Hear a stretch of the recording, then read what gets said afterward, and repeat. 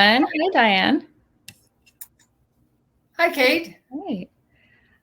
Well, we will wait just a moment to bring our other speaker, Kimberly, on the screen, and then we'll get started. But in the meantime, for any of our audience already joining, feel free to go ahead and start putting any questions that you have in the chat. We'll keep an eye out for those and try to get to as many as time will allow. So go ahead and start throwing those in there, and we'll wait for Kimberly to join and get started.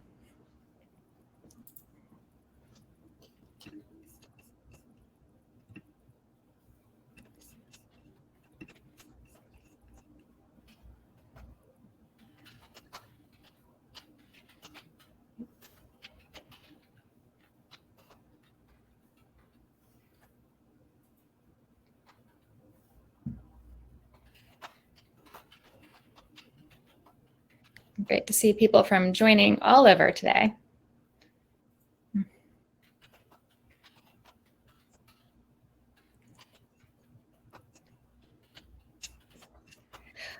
Well, Diane, I can go ahead and get started introducing you to our audience as people think about what questions to formulate. So you are the Foreign Service Recruitment Team Lead at USAID.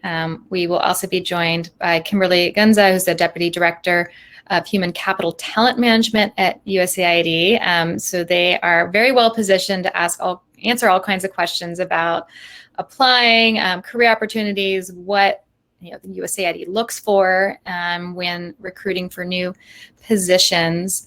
And maybe while we wait for Kimberly to come on screen, I can get started with you, Diane, on you work within the Foreign Service Department, USAID, and some of the earlier sessions we heard about the different kinds of hiring mechanisms and different kinds of career paths available.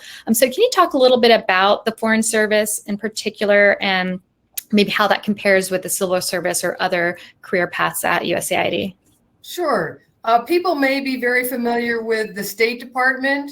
We are a separate agency, but there are several Foreign Service agencies. And Foreign Service officers primarily work overseas. They do, after a certain amount of time, 12 years overseas, they have to start bidding on positions in Washington, but they spend the majority of their career overseas. So that's the biggest difference between Foreign Service and Civil Service. Another big difference is that for Civil Service, you apply for one particular job. And if you are interested in a promotion, you apply for another specific job for which you were qualified. In the Foreign Service, you are hired as a junior officer, and then promotions depend on performance. So it's a system that's similar to the military in that you join the military as a junior person, a private or a lieutenant, depending on your path to getting into the military. And then your promotions thereafter depend on your performance and your time in your grade that you're currently in. So once you meet certain criteria, you start getting looked at for promotion. And that's how the Foreign Service works. I think those are the two biggest differences. Yeah, it's great. Also a different pension system. Yeah, and Kimberly, welcome you to the event here today. We're just getting started talking a little bit, learning a little bit more about the Foreign Service in particular. And so you are with the Human Capital Talent Management group at USAID. Could you maybe talk a little bit about, and we are opening up to audience Q&A, so keep putting your questions in and we'll get to those here shortly. But Kimberly, maybe you can talk a little bit about, big picture. What does USAID look for in applicants? What are some of the skills and qualifications and backgrounds that are in demand or that you tend to hire within the agency? That is actually a really good question. The majority of our positions are posted on USA Jobs. So for anybody who's looking to explore any type of career opportunities, please check out USAID. With the change in administration, with COVID that's also currently ongoing, some of the positions that we do hire, and we're continuously hiring a variety of positions, from administrative positions to on the ministry to budget, to program analysis, and also other areas. So there's a variety of series out there. I would recommend that you filter when you go onto USA Job. Just do a filter. Do a filter by your preferences, your particular desires as well. In regards to our particular needs, data scientists, in the realm that we're in right now, we're in the data realm. And so data scientists, you data scientists, individuals that are out there, we're looking for you. Those are one of the critical positions that we are looking to fill. Diversity, equity, and inclusion and accessibility. That is also one of our top priorities within the agency as well. So we are definitely looking for positions within that series, that functional area as well. I also want to mention our international cooperation specialists, individuals that do have education and experience in international development, particularly, let's just say, just offhand, the GS-14 level positions are out there. So just to name a few of the critical positions, again, the data, diversity, equity, and inclusion, and also international cooperation specialist positions. And then one other point that I wanted to know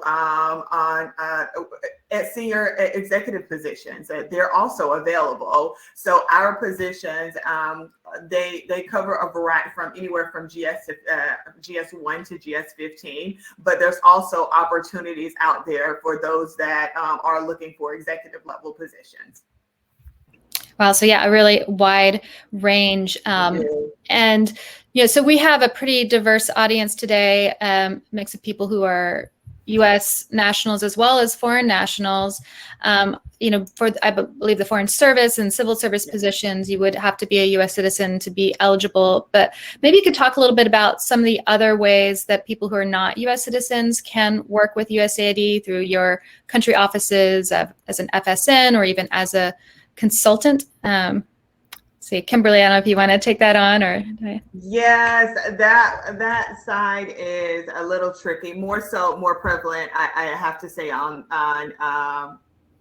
maybe the foreign service side of the house. With our positions on the civil service, the basic requirement for the majority of our positions, it is individuals that are U.S. citizen. That is a basic requirement. There's very few like on the contracting side of the house. I know there's several opportunities, but for us within, again, the human capital talent management side of the house, a U.S. citizenship, it is a basic requirement for our positions. So maybe I'll comment on that also, though. So there are foreign service national personal service contracts where you can be hired in a country where you are a citizen and have the right to work. You have a work permit to work in that country, and then you can apply for jobs with USAID in that country. You'll be hired on the pay scale appropriate for that country, not as a U.S. contractor, but as a local contractor.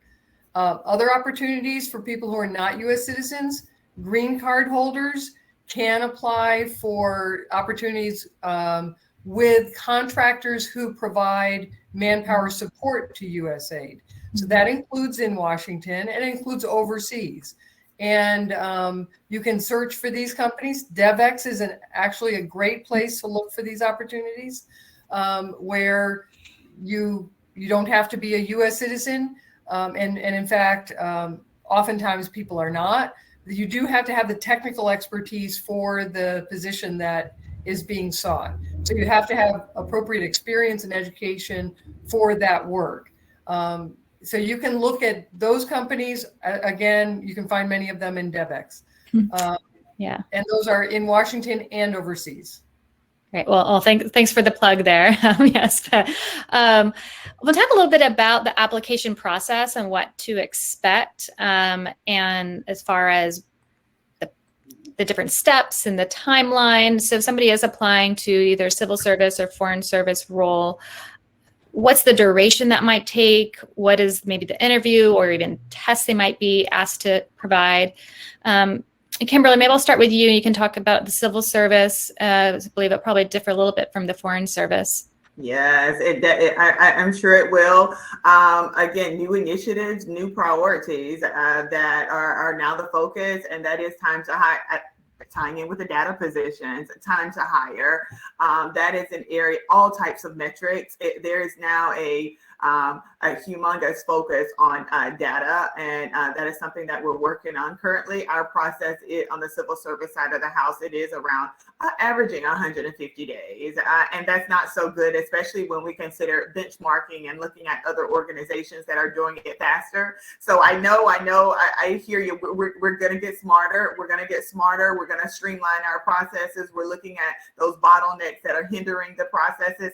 We know that they're out there, but again, and that's why it's a great time to join Usaid. It's a great time to be a part of the team, because those are things that we're looking at. But for our hiring process, and that's from the beginning, from the time that even a manager identifies that, hey, I even got a position, to the time that that individual actually comes on board within Usaid. Right now, we're averaging about 150 days, but we're going to get better. So maybe next year, hopefully those numbers will be down, but that would be.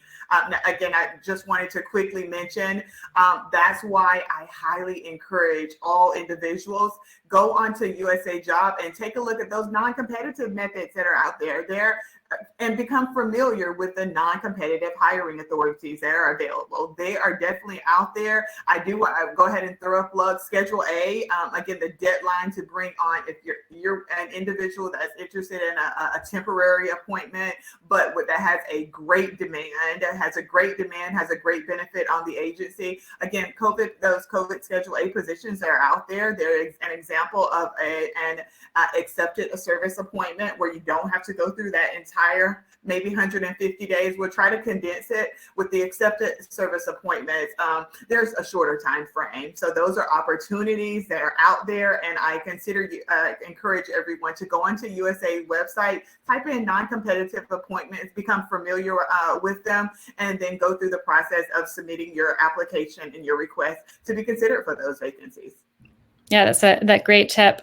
Diane, how about the foreign service application process? Can you give an overview of what that looks like, and also Sure. in particular what you look for and what makes a candidate stand out when you're reviewing them? Okay, well, the process that we go through is very similar to the State Department's, except we don't use the Foreign Service exam. People apply, and based on their experience and education, they should read carefully the application or the vacancy announcement. I'm sure Kimberly would say the same thing, to see if you qualify. Just look outside of what you might have thought. Look at other jobs that might also be something you're qualified for. Don't look, with a microscope on one thing.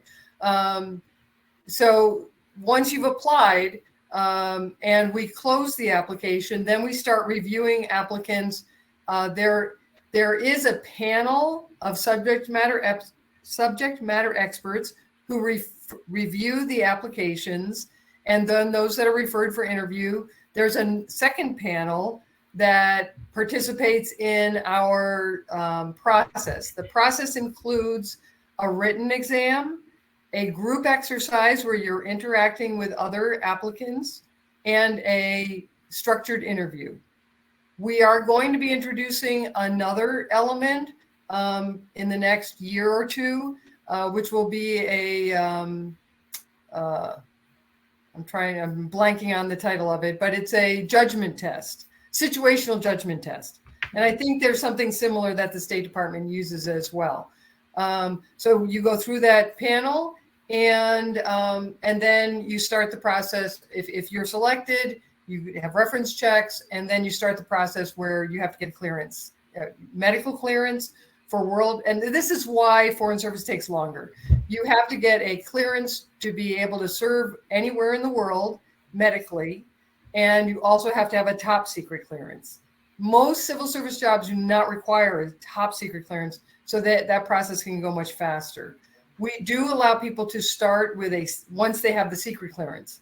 We will give you the option to start. And then you join a class, and classes don't start every 2 weeks as it does on the civil service side. We bring in a cohort similar to the State Department with their A100 classes. we bring in a group of about 25 people at the same time. So you might have to wait a little while. But our hiring process has gone down considerably from when I applied. In 2003, I was hired, and that followed a period of a year and a half for the interview, the clearances and all of that. Now clearances are going much, much faster, partly due to the change that happened during the Obama administration, where agencies must respect the clearance that is given by another agency. So I hope that, and so now that we get clearances within oftentimes a 3 or 4 month period. So, and medical clearances take about the same time. It's very individual, up to your life and your life experiences, where you've lived, who you're married to. You know, there's many things that can go into a clearance taking longer or shorter. But Yeah. as a general rule, people are getting through the clearance process now in about 4 to 6 months maximum. Right. Well, we've gotten a lot of questions in about the kinds of skills you look for, Kimberly. Data, I know is one, and DEIA within particularly the civil service. Are there other types of skills, and particularly some folks have asked about maybe not having a traditional career in international development, and what kind of opportunities there might be for them to transition, whether it be from academia or more of a private sector career, and how competitive they might be for opportunities at USAID. Kimberly, I'll start with you, see if you have thoughts on that. Thank you. I will, and actually I was going to yield to the Foreign Service side of the house, because I will say the majority of our positions on the civil service side of the house, they're within the United States. They are within the United States. But there are opportunities. And so for those individuals that are interested in overseas opportunities, I would encourage you to, I would say, go for it. I say continue to pursue those opportunities. I do say that they're out there. I'm a civilian myself. I have deployed. I've been to Afghanistan for a year. I've been, 2 different tours in Kuwait, and I will. The only piece of advice that I will say is for anybody that gets the opportunity or that has that vision and the capabilities, I say go for it. I say pursue those opportunities. I say don't limit yourself just to hours. Like I mentioned, most of our positions are within the United States, but I want to encourage you to consider all avenues.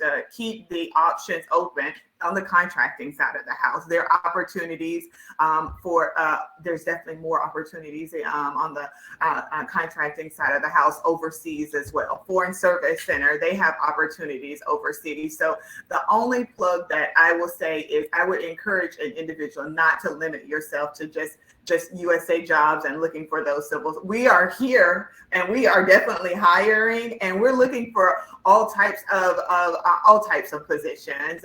We're feeling and a lot of those probably wouldn't require, because they are DC based jobs, might not require having that international experience, right? Yes, that's very true. That is very true. Oftentimes, but as I mentioned, but one plug to that one. Again, the International Cooperation Specialist, which our team member, they wanted to make sure that I definitely put a plug out there. Those are available. So go on to USA Jobs and type in, again, International Cooperation Specialist, commonly known as desk officers. Those are positions that are out there, and they service the international community as well. So I would, again, they're limited, but they're definitely out there. Right. And Diane, thinking from the Foreign Service, what are some of the skills you look for? And several people have asked, how they can stand out. They feel like they've met all the requirements, but what is it they could do to really make themselves competitive? So certainly work in the field. If you read the vacancy announcement and you can see this is what we're looking for, we're very serious about, we describe it in our vacancy announcements, do read them. But if you're in a technical area or a management field that we're advertising for, we're looking for those skills. Make sure that when you apply, your resume, it doesn't need to be 2 pages long. It's okay if it's 6 pages long, 8 pages long. it's okay. The important thing is that you are adequately describing how you meet those qualifications. Back in the day when everybody had to read through every resume, yes, it was important. It's no longer important that they be short. You should be clear. They should, it's very typical for a job that you're applying in the federal government that you list your experience in chronological reverse order. So your most current job, and then the previous one, and then the previous one. That's how people will be used to reading them. That you include your education at the beginning or the end. Most people put it at the end. Any languages that you might speak. Those kinds of things are very helpful, and the more clear it is, you don't really need to have, I'm a professional, I'm an outstanding person who wants a job, and that's not helpful. Telling us what you've done is very helpful. There's a lot of questions often about what experience counts towards overseas or diverse experience. Certainly overseas experience in a relevant work situation will be very applicable. If you were applying to be a teacher and you had experience working as a teacher overseas, that would be appropriate. But if you taught English as a second language overseas and you're applying to be an environmental officer, that's probably not going to be considered relevant work experience. Now, that being said, and it's same thing with Peace Corps. If it's Peace Corps experience in a related field, perfect. It's 2 years of experience. That's usually what's the minimum that's needed. And that would be perfect experience as long as it's relevant to what you're applying for. If you're applying to be a health officer and you taught in a remote village in the Peace Corps, that's probably not going to be considered unless you were teaching health nutrition or something like that. Then maybe it could be considered relevant. I do want to point out that you don't have to have served overseas at all. You can develop diverse experience in the United States. Many people do this through working for Teach for America, AmeriCorps, working at an Indian reservation, working in the inner city for somebody who is not from the inner city, vice versa, somebody from the inner city working in a rural setting. The idea is that you have worked in an environment which is very different from your own personal culture and upbringing.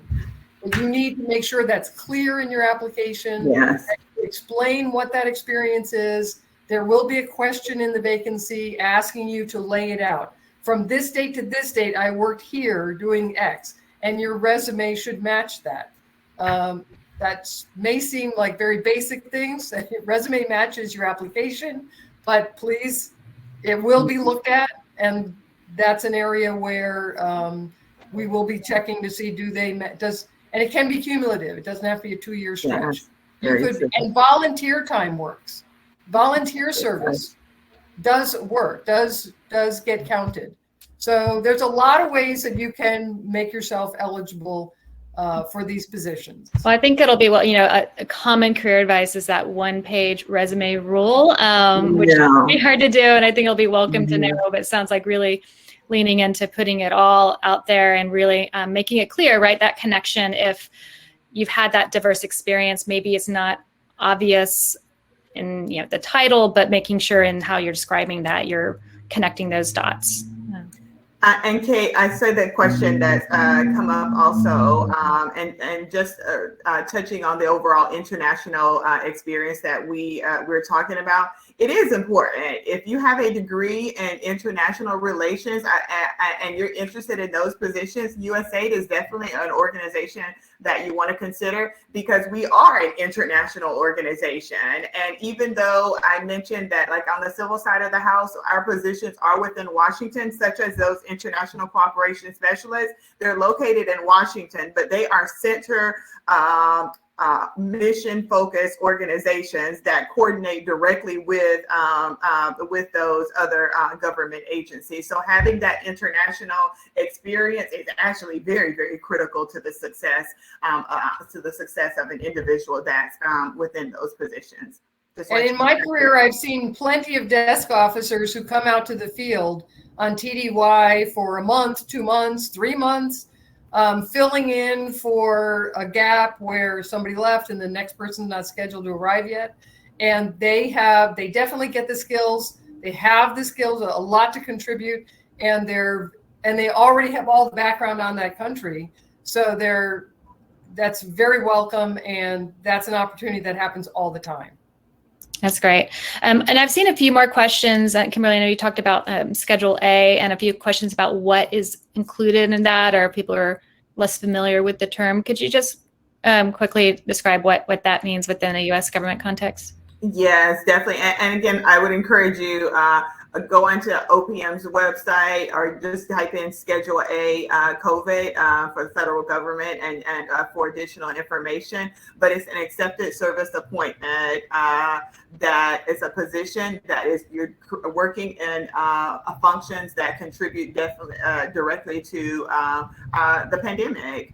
Individuals, organizations that are affected, that have a direct impact due to COVID, you're working in positions that support those roles. And again, that's why they are accepted appointments, because they're temporary. And the last opportunity as of now, unless OPM develops any more regulation, to be hired into those positions, directly off the street, is December the 31st. Again, accepted service appointment is focused directly on supporting organizations that are impacted by COVID-19. And December 30th, 2021, December 31st, actually, 2021 is the last day. Okay, great. And looking ahead, thinking about, we have a new administration and new administrator. Obviously, we're still dealing with the ramifications of this pandemic globally, and Usaid has been very involved in the response to that. We're heading into COP26 coming up here, and climate being front of mind and how it impacts every part of development. So are there other things that are maybe shifting or evolving, the kinds of roles that Usaid is looking for, or the kinds of skills you're needed? And if maybe not today, but maybe in the future, that people who are thinking about a career there should be aware of? The only thing that I would add, Kate, is that you got to be able to change the normal way of handling business, because the pandemic, it caused us to shift. For example, we're now reassessing who's in the office, our return to work policy for the agency, but still continuously within Usaid, the majority of us are still 100% working remotely. Now that may change within the future, but right now that is the case. And so for any individual that may be seeking any type of opportunities, I would say you got to be open, and you got to change the way that we used to conduct business. Again, being in the office, I know I miss them, the conference rooms, getting together. That's really the old way of doing it. And so in order to be successful, you got to be adaptable. And you still got to be able to be results oriented. You got to be able to deliver upon the results regardless of where you're located, remotely or within the office, going above and beyond, possessing that initiative and delivering upon those requirements. Those are the key things that we continue to look for. Thank you. Yeah, I know we're getting close to time here, but maybe quickly, just your final words of advice for our participants today as to pursuing a career at USAID, and what you would share with them. And Diane, I'll start with you. Well, one thing that I do try to convey to, especially this audience from Devex, where people are usually already working or have a strong interest in international development, I would clarify for people that working for USAID as a foreign service officer means that you're on the policy side, you're on the funding side of things.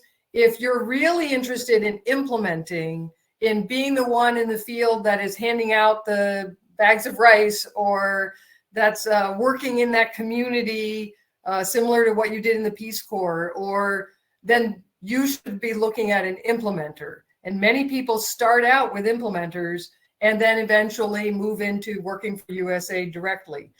So I just want to be sure that people they understand the role of USAID as a grantor, as a donor, and that we are not the ones out in the field implementing programs ourselves. We are designing them. We are making decisions. We are the ones managing those contracts, but we are not the ones out doing. So if you want to be the doing, then look at opportunities with our implementers.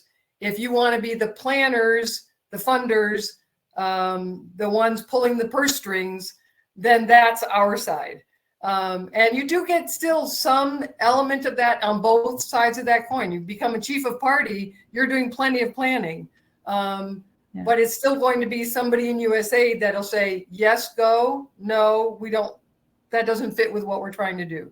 Yeah, the other great. piece of advice I'd give is that you're implementing US policy. You may not always 100% agree with US policy in a particular area. And you have to understand that that's your role. Usually it won't lead you to a place where you have to decide, am I going to quit over this?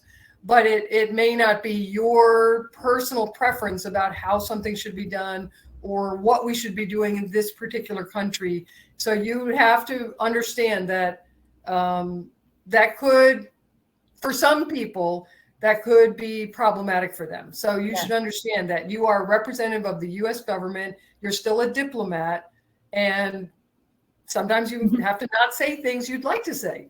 So it's a good reality check about when you're overseas. You can say wherever you want in the United States. Yeah, and I saw a couple of questions about what an implementer is. That would be an NGO or a consulting firm that is implementing USAID funded grants or contracts. Many of those groups post their jobs on Devex, so you can look for those, and they usually describe the positions as supporting a USAID funded project. So plenty of cross-pollination across the both.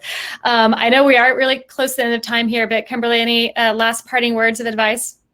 The only advice that I would say is going back to your resume, be clear, be concise as well, be specific about your accomplishments. When you're writing your the fluff is not going to get us anywhere, and then we're gonna validate it, either during your interview or worst case scenario on the job. So be very, very clear on your resume and really focus on highlighting your achievements. So that's the last piece of advice. Focus a lot of attention initially on your resume. Take time to make sure a spell check is correct, but most importantly, again, focus on identifying how you meet the requirements. The specialized experience that's noted in the job announcement, identify within your resume how you can support and fulfill that. I think that's the biggest piece of advice that I would give. Great, thank you. Yes, and we have lots of advice on resumes in particular and other job application tips on Devex. So for those looking to delve into that more, I encourage you to check out those resources. Well, that does come to the end of our time today. I thank you so much, Diane, Kimberly, and also Christian and Aaron for joining us today and sharing your insight and expertise for our audience that is considering career at USAID. Thank you all for joining us today, our participants from really all around the world, and for all of your questions. If you are interested in pursuing any of these roles and including the Payne Fellowship, which application closing on November 15th, please refer to the resources we've included in the Hopin platform, all the links to learn more about all those different opportunities. And as a reminder, all of today's sessions have been recorded, so we will share these with you soon in case you want to go back and re-review anything or missed anything from today's program. But again, thank you all for joining us today. Stay safe and be well. Thank you all. Thank you, everybody. Thanks.